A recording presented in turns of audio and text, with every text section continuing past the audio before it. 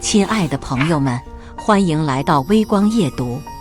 国庆放假前，沉寂许久的高中班级群突然有人艾特我：宋寒一，青青结婚，你怎么不表示一下？装什么死？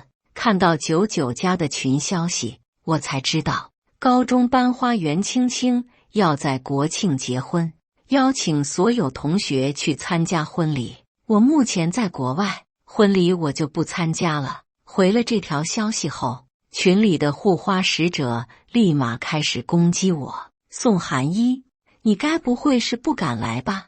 当年你偷了青青5000块钱补习费，人家都没和你计较，现在祝福也没有，还装人在国外，真不要脸。袁青青出来打圆场。哎呀，这么久远的事，我早忘了。寒一别往心里去，我结婚你一定要来哦。此话一出，群里的护花使者都夸他人美心善，不计较我这个小偷，真是可笑。当年他诬陷我偷他钱的事，我还没找他算账，现在在群里装什么白莲花？消息滑到顶，袁青青的结婚对象我越看越熟悉，这不是宋文宇吗？按照辈分，他得管我叫一句堂姑姑。我冷笑，好啊，国庆你结婚，我一定来。接下来开始我们本期故事，记得点击订阅并开启小铃铛。回完这条消息，我立马让人收拾好行李，订机票回国。我妈得知我要回来参加宋文宇的婚礼，让我礼数周到点，带他买些礼物送过去。毕竟他在我妈手底下做事，这些年也给我们集团挣了不少钱。宋文宇倒是能干，但是这找对象的眼光着实不行，怎么偏偏就看上了袁青青？吐槽归吐槽，我还是让管家买了一些价值不菲的礼物放在车上，下了飞机直接让司机送我去婚礼现场。一到现场，袁青青众星捧月，被人簇拥着，享受着其他人的吹捧。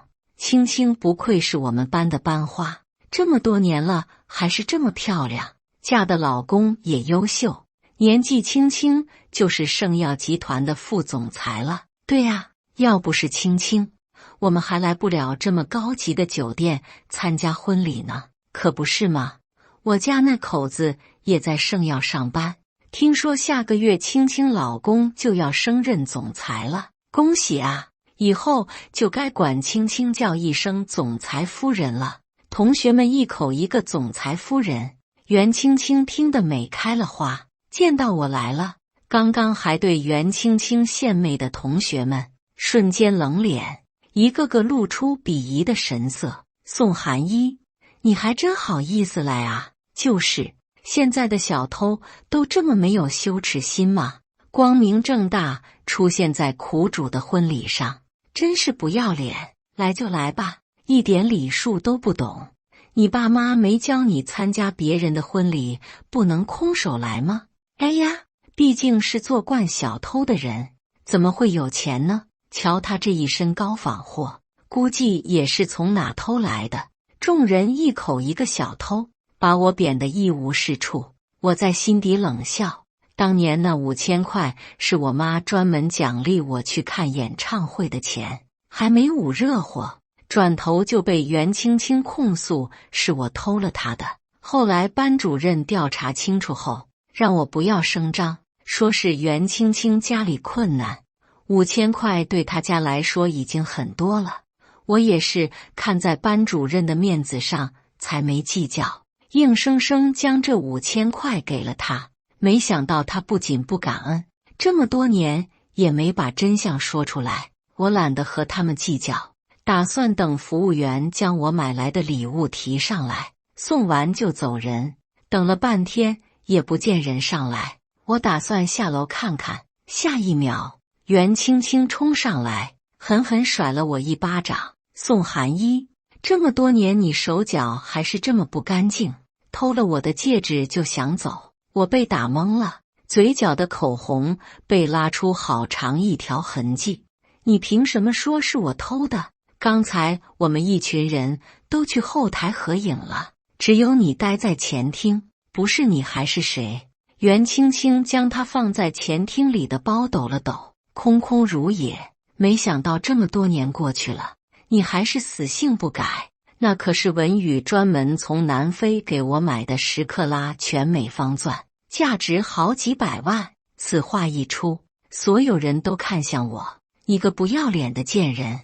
青青刚才还在后台为你求情，让我们不要怪你，结果你这么快就把青青的结婚戒指拿了。小偷就是小偷，江山易改，本性难移。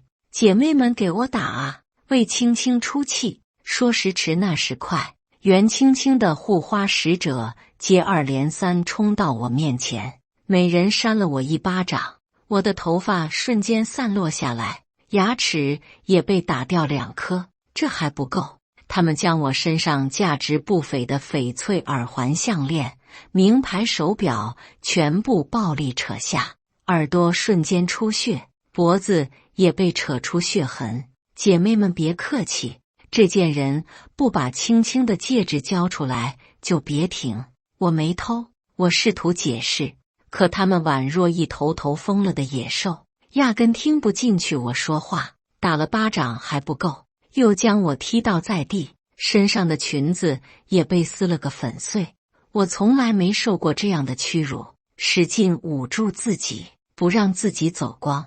可他们压根不给我遮羞的机会，一瓶瓶才从冰窖里拿出来的红酒和香槟淋在我的身上和脸上，瞬间冰冷刺骨，身体冷得开始打颤。我努力想抱住自己，可是双手却怎么也不听使唤。宋寒一，你就老实交代，戒指是你拿的，我可以看在老同学的面上，既往不咎。袁青青眼神出奇的冰冷，我正要开口，突然有人喊：“郭老师来了！”郭老师正是我们高中班主任，进来就对袁青青热情奉承。青青这么多年一点也没变，还是这么漂亮。袁青青假笑回应，紧接着上手粗暴地扯住我的头发，将我鼻青脸肿的脸呈现在郭老师面前。郭老师来得正好，你给一句准话，当年是不是宋寒一偷了我5000块钱？郭老师看见我惨绝人寰的模样，吓了一跳，眼神有点飘忽。原以为他能将真相道出，没想到的是，哎呀，这不是早就结案了吗？当年我为了寒一同学的自尊心，这才没说出实情。确实是他拿了青青的5000块钱。此话一出，所有人都对我嗤之以鼻，朝我吐口水。既然郭老师都这么说，宋寒一你也别装了，5000块就当赏你了，赶紧将戒指还给我。我在心底冷笑，看样子这郭老师也被袁青青收买了。早在来婚礼前，我就让管家给我调查好了班级群里袁青青的那些护花使者，一个个都是看在袁青青嫁给了宋文宇，看中了他圣耀集团副总裁夫人的身份，有求于他，这才帮他出气，狠狠报复我。就连郭老师也不例外，帮袁青青说话，完全是想让圣耀集团给他所在的学校投资新教学楼。可他们不知道的是，他们巴结错了人，更是得罪了最不应该得罪的人。戒指到底是不是我拿的，你心里最清楚。还有那5000块，分明就是你拿去。看我要将真相说出来。袁青青果断上前扇了我2巴掌，紧接着给护花使者使了个眼色。很快，一群人将我从酒店大厅的地上一步一步拖拽到酒店外。这时，帮我从车里拿礼物的酒店服务生看到这一幕，惊掉下巴。宋女士，你这是怎么了？我被他们揍得伤痕累累，嘴里带血，压根开不了口。袁青青和他的护花使者看到服务生跟我说话，加上他手里提的礼物，立马就猜到旁边的奔驰是我开来的。这贱人还开这么好的车，该不会是当别人二奶老男人送的吧？我的戒指可是值好几百万，他这车算什么？就算砸烂了，也比不上戒指的零头。姐妹们不要客气，给我砸！袁青青发了话，其他人二话不说，捡起地上的砖头就往车上砸。车窗、引擎、车灯瞬间被砸了个稀巴烂。这还不够，他们将我后备箱的礼物包装盒一一撕开，高级香水和红宝石项链被扔出来。什么垃圾货也敢拿来当礼物送！他们边砸边骂，又把车门打开，用刀划烂座椅和摆饰，将我放在最深处的相框翻了出来。我心下一惊，那是我和去世的爸爸唯一的合照，背后还有他亲手写的祝语，全天下就这一张。我就说这贱人是老男人包养的二奶吧，这合照就是铁证。看，后面还有老男人写的字，祝韩一宝贝永远幸福安康。我呸，喊得真恶心！啪的一声，相框被摔了个粉碎。我起身想要去阻止，可还是晚了一步，玻璃扎溅了我一身，照片也被他们撕成碎片，洒在我的头顶上。我哭着想要去将照片拼好，袁青青穿着细高跟的脚立马踩住我的手。宋寒一，到现在了你还不承认偷了我的戒指，竟然还想拼好和老男人的合照，真是可笑至极！我恨意十足，咬牙切齿，袁青青，你完了，我是不会放过你的。话音刚落，众人笑得前俯后仰。哎呦，我可没听错吧？一个被老男人包养的二奶，竟然在这里威胁我们的总裁夫人，真是小刀划屁股，开了眼了。就是，你以为你算个什么东西？我们总裁夫人一句话的事，就能让你在这护城抬不起头？你还有脸威胁我们？这贱人看样子还是没吃够苦头。姐妹们继续给我打。袁青青和护花使者们从酒店提了一大桶红色油漆出来，正要往我身上倒。就在这时，一辆顶配版的劳斯莱斯幻影不疾不徐停在了酒店门口。从后座下来的正是今日的新郎宋文宇。不愧是圣耀集团的副总裁，派头就是不一样，这才叫顶级豪车。不像宋寒一这个二奶，田老男人才能开上一辆低配版的奔驰。青青真是有福气，当上总裁夫人了，可别忘了我们今日的苦劳啊！袁青青骄傲地像只开屏的孔雀。放心，今日帮我的姐妹们个个都有功，等我当上总裁夫人，少不了你们的好处。护花使者们听到他这句话，连忙道谢，生怕到嘴的鸭肉飞了似的。面对众人的奉承，袁青青十分享受。她一路小跑到宋文宇怀里，委屈地朝他哭诉：“老公，你终于来了，咱们的结婚戒指被人偷了。”宋文宇皱眉：“谁胆子这么大，敢偷我俩的结婚戒指？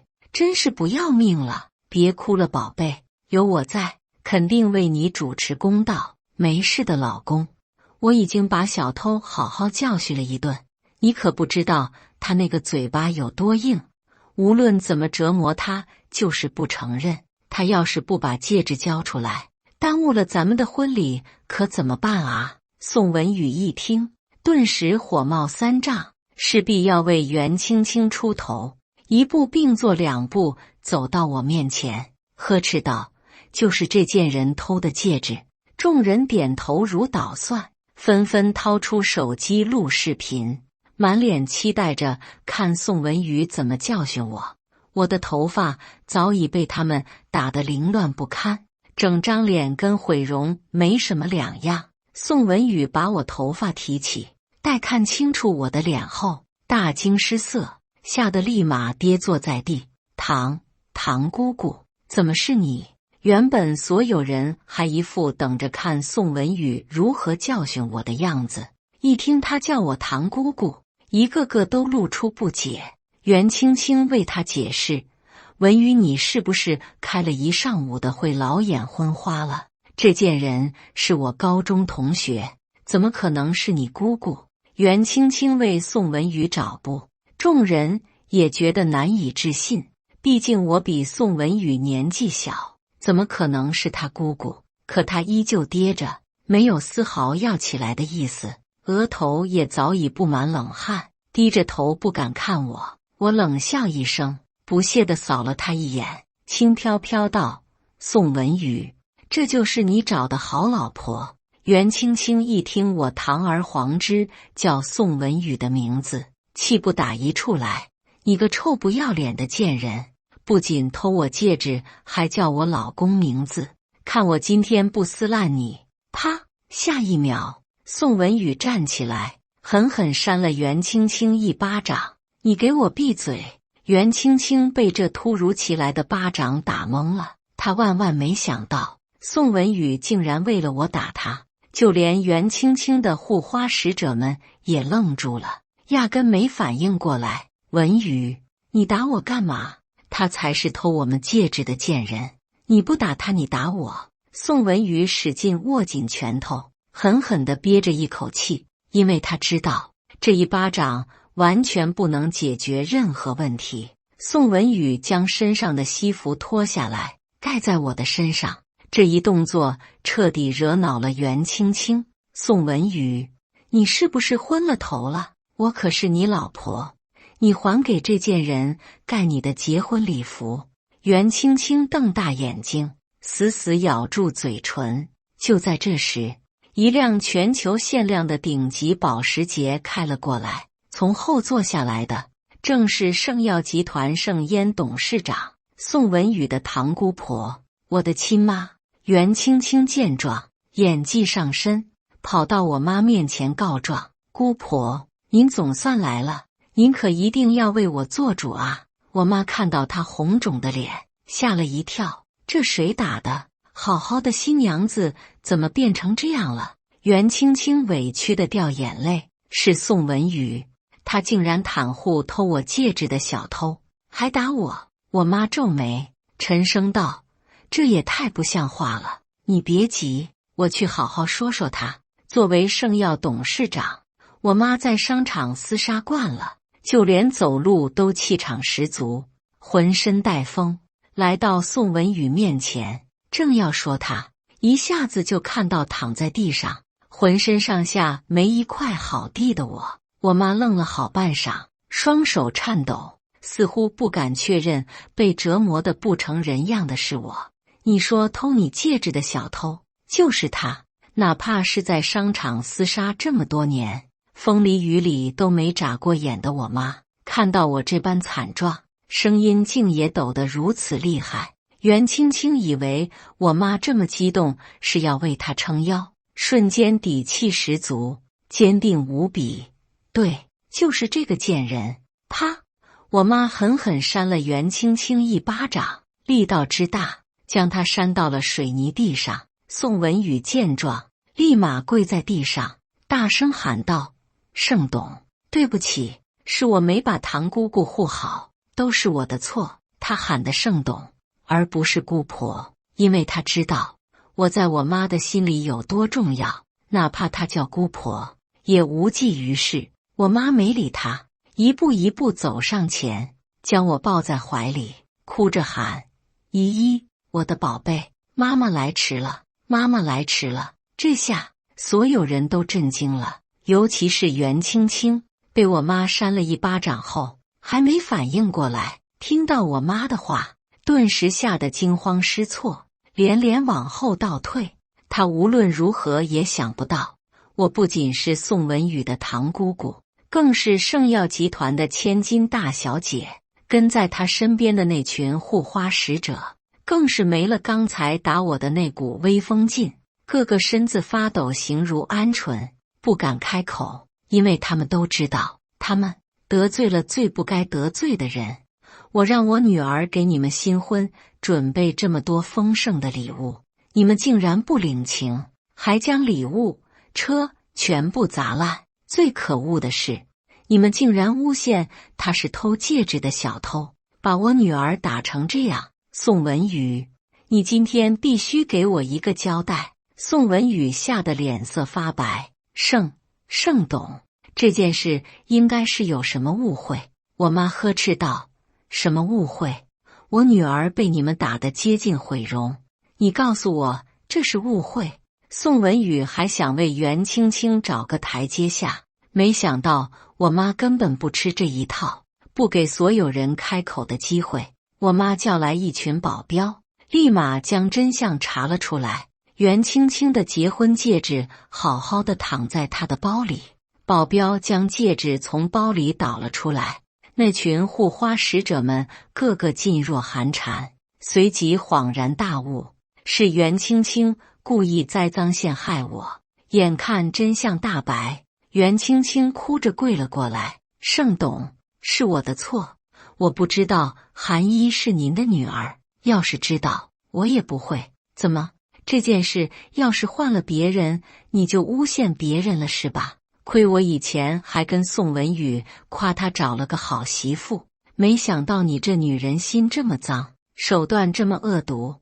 我程烟在这里把话放下，所有害我女儿的人，一个都别想好过。此话一出，所有人吓破了胆，个个跪着向我妈求饶。盛董，是我们有眼无珠，不知道韩一是您女儿，您大人有大量，放过我们吧。对，是我们不识好歹，冤枉了宋大小姐，您千万别和我们这些虾米计较。盛董，我们也是被袁青青误导了，才会伤害宋大小姐，您千万别拿我们开刀啊！我冷笑一声，一句轻飘飘的冤枉就能抹掉你们殴打我的罪证？做梦！我妈附和道。我女儿说的对，你们这些人就等着法律的制裁吧。我被送去医院治疗的第二天，一群人跪在我的 VIP 病房外，朝我道歉。宋大小姐，我错了，我不该连同袁青青一起诬陷你是小偷。你大发慈悲，不要让盛董把我老公裁了，我们全家就靠他养活啊。宋大小姐，是我不对，是我混蛋，我不该打你骂你。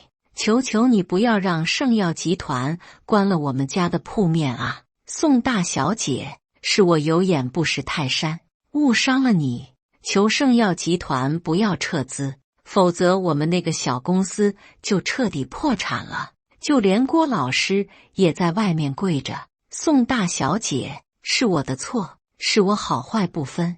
你再向盛董求情，给我们学校捐新教学楼。不然我的工作就不保了。我看着外面乌泱泱朝我下跪的一大片人，着实觉得好笑。你们伙同袁青青打我骂我的时候，怎么没想到会有今日后果？现在知道来求我了，我告诉你们，晚了。话音刚落，袁青青不知从哪冒出来，对着这群跪着的人怒吼道：你们有没有一点骨气？只要我老公还是盛耀集团的副总裁，你们求我的那些事肯定能办到，何必在这求他？我冷笑一声，也不知道他哪来的自信，觉得宋文宇还会娶她，是吗？你确定你一个在高中就堕过胎的下贱货，还能当我们宋家的媳妇？此话一出，袁青青瞪大双眼，尖叫道：你胡说什么？跪着的人也纷纷震惊无比。我漫不经心将真相道出。当年袁青青骗家里要缴补习费，实际上是拿钱去堕胎，正规医院压根不收她，只有地下黑医院收。黑医院既不正规，人流费又高，她身上的钱不够，但又不得不打掉孩子。无意中看到我书包里有钱，便诬陷是我偷了他的钱。凭借班花的身份，班里很多人都相信他，就连郭老师知道不是我偷的，也劝我不要声张。还让我把钱给他。后来我实在咽不下这口气，便让人去调查他。原来高中那会他就和校外的黄毛腻腻歪歪，纠缠不清，更是一不小心怀上了孩子。知道真相后，我唏嘘无比，可怜他这么小就堕胎，便也没继续追究了。没想到这么多年，他竟丝毫不感恩，还在婚礼上倒打一耙。见我将真相说出，袁青青的护花使者一个个露出鄙夷神色，真下贱无耻！亏我这么多年还把你当成冰清玉洁的女神，没想到你早就烂了。亏我们还这么维护你，没想到你才是那个小偷，把我们耍得团团转，恶心！你才是那个不要脸的贱人！这么多年我们都被你骗了。恰好这时宋文宇来医院跟我赔礼道歉，听到真相，死死握紧拳头。袁青青，你竟然堕过胎！袁青青拼命摇头，还想垂死挣扎。不，我没有。文宇，你别听这个贱人胡说八道。他努力想要宋文宇相信他，为的还是那个圣药集团总裁夫人的位置。我漫不经心开口，别一口一个贱人的叫。我以宋家长辈的身份告诉你，你永远都进不了我们宋家的门。还有，你们也都别跪在这求我。圣药集团对你们做的任何决定，我都一一过目，不会更改。最后，我会以受害人身份对你们提出数倍金额赔偿，包括你们对我的人身伤害以及财产伤害。说着，我让律师把拟好的赔偿协议发给跪在地上的这群人，每个人都背上了上千万乃至上亿的债款。看着天价赔偿款，一个个呆若木鸡，脸色发白。都是袁青青这个贱人挑唆的，是他害了我们。对，就是他害的，要不是他，我们也不会这么惨。话音刚落，原本都是袁青青的护花使者们立马起身朝他冲了过去。袁青青吓得连连往后退，别过来，都是因为你，我们才会得罪圣药集团的大小姐，还背上了天价外债。今天也该让你尝尝被揍的滋味。说着，护花使者们脱粉回踩，将袁青青推倒在地，扒光她的衣服，一人一巴掌把她扇得鼻青脸肿。袁青青大声喊：宋文宇，文宇，快来救我啊！宋文宇脚步动了动，看了我一眼，最终还是没有过去救她。袁青青被揍得哭天抢地，尖叫连连。宋文宇，快来救我！我怀了你的孩子！宋文宇懵了，立马跑过去帮他赶走护花使者们。可为时已晚，袁青青的下面缓缓流出鲜血，看样子是流产了。众人看着这一幕，集体愣住。我让律师报警，警察过来将所有围殴袁青青的人带走审讯。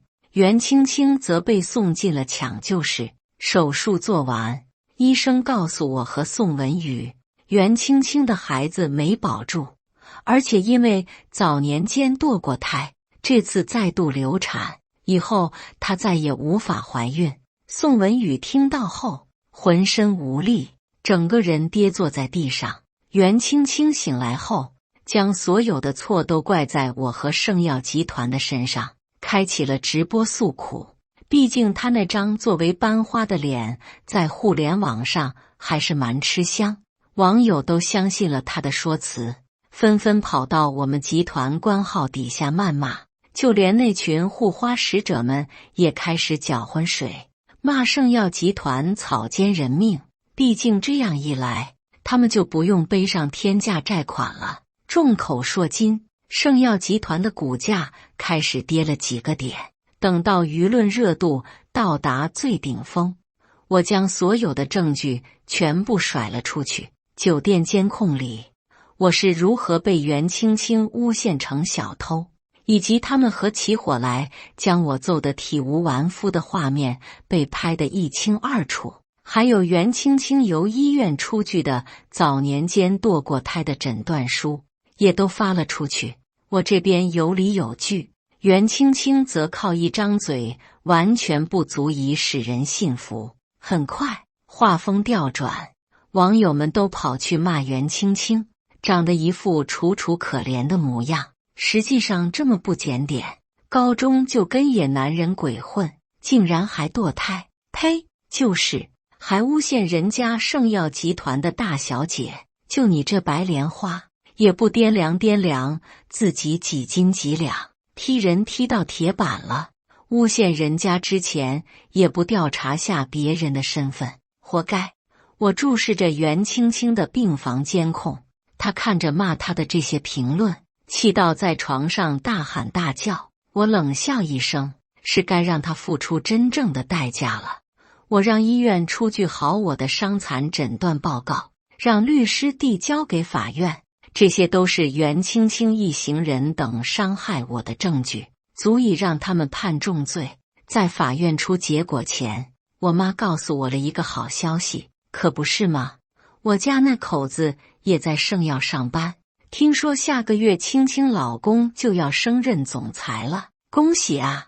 以后就该管青青叫一声总裁夫人了。而至等我休养好后，就立马接手职位。宋文宇知道了这个消息后，来到袁青青的病房，趁所有人不注意，一刀插进了她的心脏。都是你这个贱人害的，害得老子这么多年的心血全白费了。明明我才是圣药集团的总裁，现在全被你毁了。你真该死，真该死！他死死地攥紧宋文宇的领带，不可置信地盯着宋文宇，怎么也想不到他会拿刀捅向自己。监控里，袁青青被宋文宇捅了10几刀，鲜血迸出，淋到死眼睛都没合上。看着病床上死透了的袁青青，宋文宇慌了，吓得立马逃出了医院。我将监控调出，直接送往警察局。宋文宇涉嫌杀人罪被全城通缉。继任总裁仪式上，我正在演讲台上发表讲话，宋文宇伪装成观礼的宾客，掏出一把刀朝我冲过来。宋寒一，都是你这贱人害得我老婆孩子都没了，现在还要来夺走我的总裁之位，你真该死！千钧一发之际，我身旁的保镖一把将他手中的短刀踢飞，宋文宇被按在地上，死死不能动弹。宋文宇，你以为这些年你干的那些龌龊事我妈不知道？我们早就把你调查个一清二楚了。这些年你背着集团吃回扣，偷税漏税，泄露客户隐私，你早该进去了，现在还有脸怪我害了你老婆孩子？一个被窝睡不出2种人，你和袁青青都是一丘之貉，如今的报应是你们应得的。听完我的话，宋文宇发了疯似的怒吼，可他再怎么反抗，等待他的只有法院的审判。最终，宋文宇涉嫌杀人和偷税漏税，被判无期徒刑。那群在婚礼上殴打我的护花使者们，按照律师给他们出具的赔偿协议，有倾家荡产赔偿，只为保住性命的，赔不了的全都送去了监狱。至于郭老师，是非不分，帮袁青青扯谎诬陷我，被网友骂到心脏病复发，抢救无效去世，而我则顺利继任总裁之位。未来对我来说只会更加璀璨。感谢大家的观看，本期故事精彩吗？欢迎大家在下方评论区吐槽。如果你喜欢这类故事，记得点击订阅微光夜读，并分享给更多的人，这会对我帮助很大。再次感谢大家的观看。